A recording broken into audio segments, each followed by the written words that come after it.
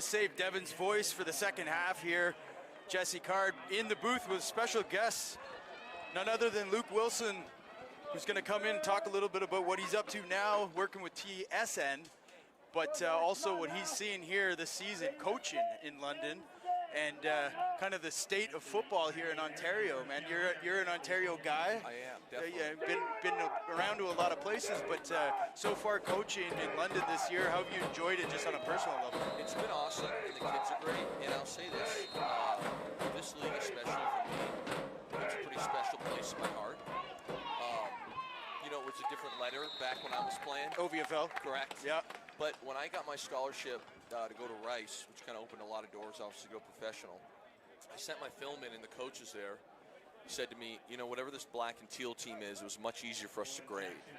And I think that's kind of an important note for the kids playing this league, is obviously you want to get to this day, and we've been fortunate enough to have a good year in London, and we're here.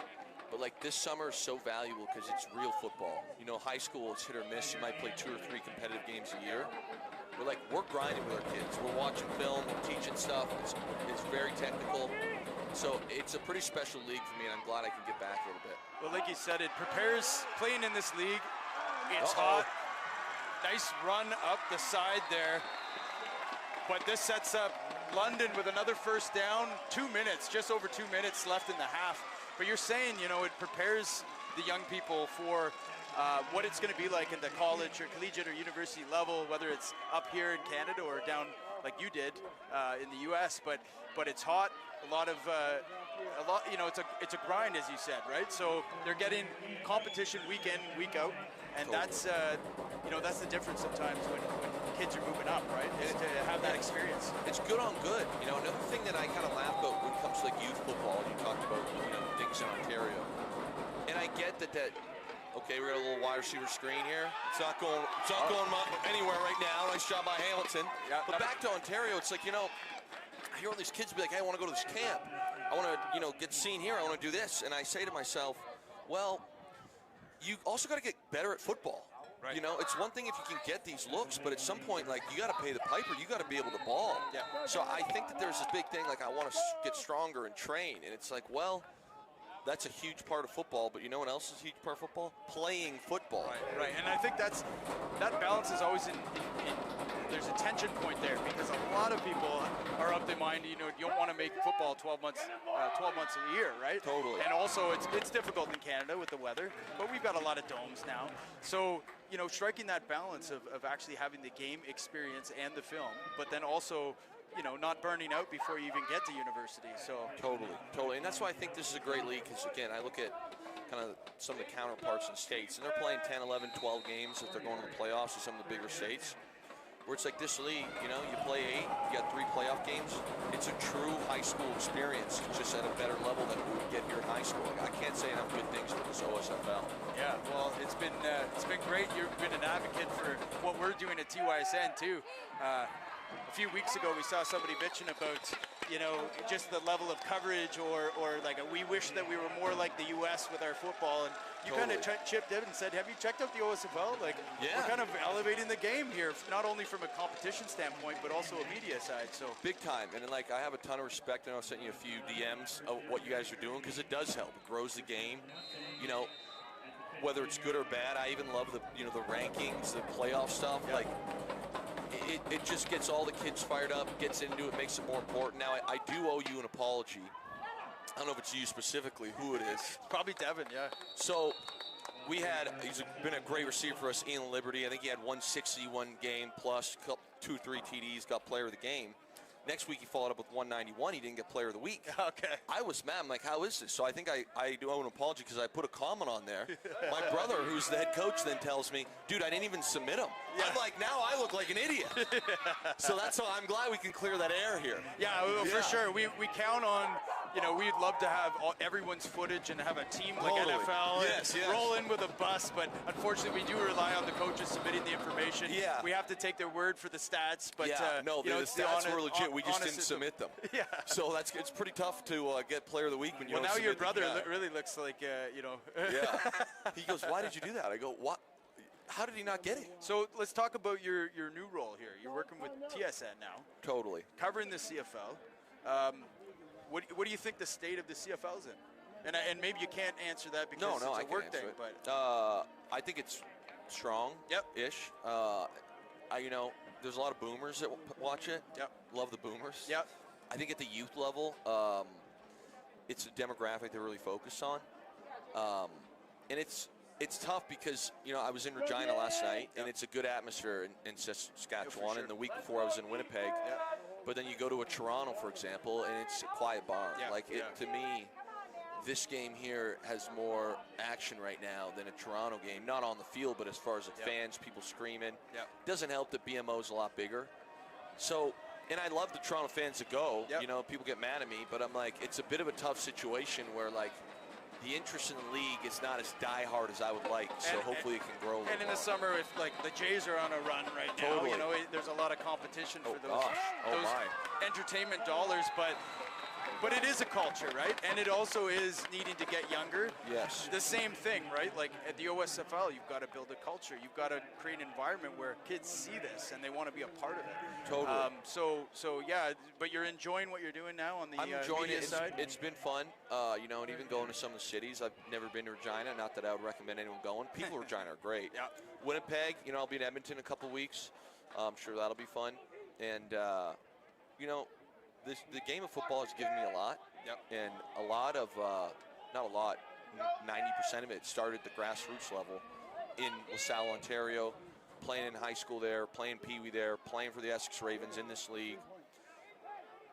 My brothers both went to Western, played for the Ravens. So, like, it holds a pretty special place for me to kind of, like, be able to, hey, let's try and get some more eyes in the Canadian Professional League as well. Absolutely. Well, also being a broadcast and a media personality now, that's another goal that we have at TYSN is for young kids that maybe aren't going to be. Oh, no. Okay.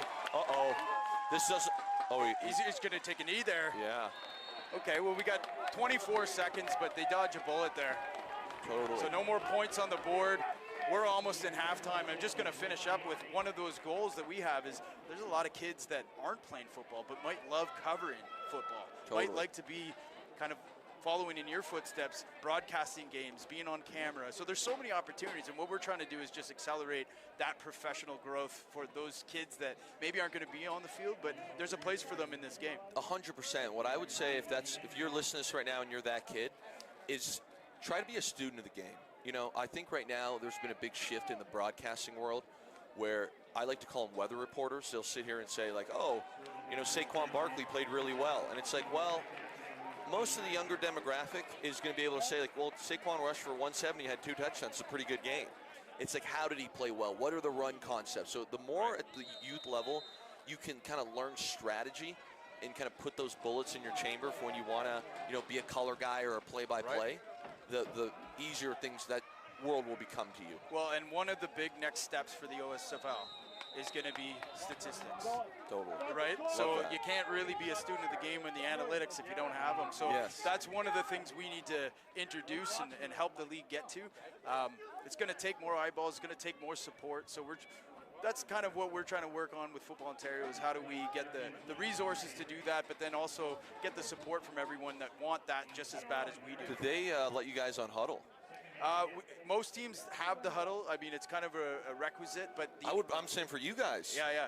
Well, I would let you guys watch it. Well, one thing is we did have a couple years ago, we had a centralized portal. So we actually did a group buy with huddle, and then TYSN could actually access everyone's footage and poll and everything. Nice. So we've got to get back to that. But it will help the game, no doubt. No doubt. So 19.8 seconds. It's a 0-0 ball game. What do we have in store here, do you think, I mean, Luke? What do you do when you're stalemate like this, and what do you say in the halftime? To me right now, if you were to come up to either one of these teams and say, hey, beginning of the year, if I came up to you and said we'd be tied with 24 minutes of ball to play, would you take that? Would you take that? And the answer is probably yes. You got to find a way to win this game, whether it's 3-0, whether it becomes a shootout and it's 21-20. But it's going to start by making your kicks. I'll tell you that. These points you leave on the board might come back and bite you. Yeah. And if we're going to preview the next game that you're coaching in, What Yeah. what are we expecting from this game? And what is your scouting this week, as much as you've been able to do yourself? Physicality. Yeah. It's no secret we're down to our third quarterback. Now our third quarterback pretty athletic now. You know what I'm saying? Our third quarterback pretty athletic. But to me, like, both teams are very well coached. I tip my cap to Burlington. I think it's a very good operation they've got going there. Absolutely.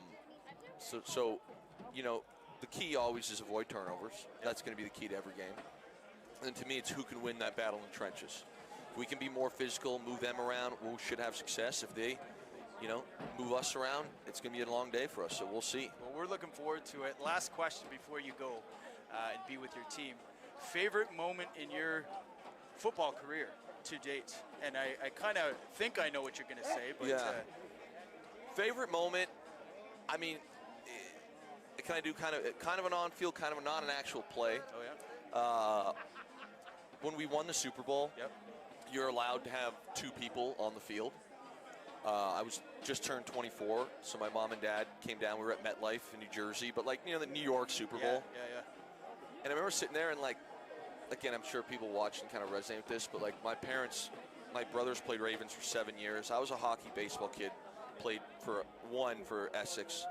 But it was like they drove us everywhere, gave us a million opportunities, that sort of thing. And to kind of be able to share that moment of being, on the best football team in the world and have my mom and dad there was like something I'll always remember. Like, just kind of a small gesture of like, hey, this wouldn't have been possible without you two. We're doing this together. Correct. So like, I'm glad that you got to experience this as well. That's fantastic. Yeah. I can only imagine.